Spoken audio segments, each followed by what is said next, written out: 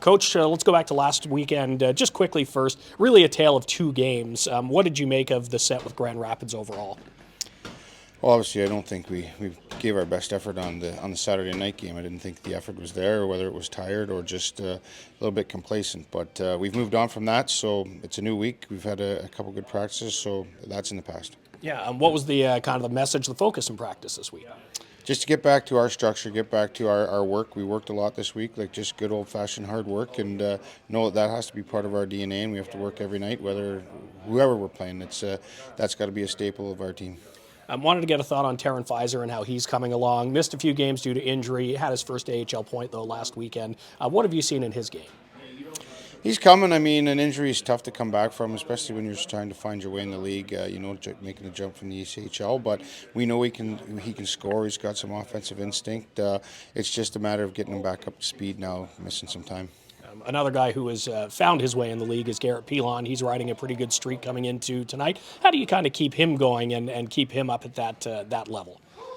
You know what? He's a coach's dream. He's zero maintenance. He's just a high hockey IQ. He knows where to go. He's got a great feel for the game, what his game is. Well, we talk about guys having their A game and their B game, and sometimes if he doesn't have his legs, he thinks his way through the game and finds a way to get points or finds a way to contribute somehow, whether it's on the penalty kill or a big face-off. So he's a real smart guy that's been around and knows how to contribute. A valuable piece as well in the midst of a long season. Yeah, absolutely. I mean, he's a bit of a plumber in the sense you can plug him in anywhere. He can be on the first line, he can be on the third line. He's on power play some nights he's not. Just a real valuable guy. Yuri Melnikov is back after making his NHL debut. Do you hope that maybe that puts a little bit of a burr in the saddle coming back? What's the expectation from him on his return? Well, it's always you're always hopeful that they come back with the pace. When they're up there, whether it's practice or game, the pace is significantly higher. So you want them to come back with that pace still, and hopefully they carry it over and they push it down here. But also you got to make sure that they're not moping that they got sent back. They're hungry that he wants to get back there. He knows what he's got to do to get back there and show it here, so that management talks about him being a possible recall again. Some guys don't play a pile of minutes in their NHL debuts, or if they're only up there for one game. But are those few minutes still valuable to a player coming back? Well, it's not even the minutes. It's the preparation. It's the video. It's the practice. It's watching how the superstars conduct themselves and the preparedness and the professionalism they have.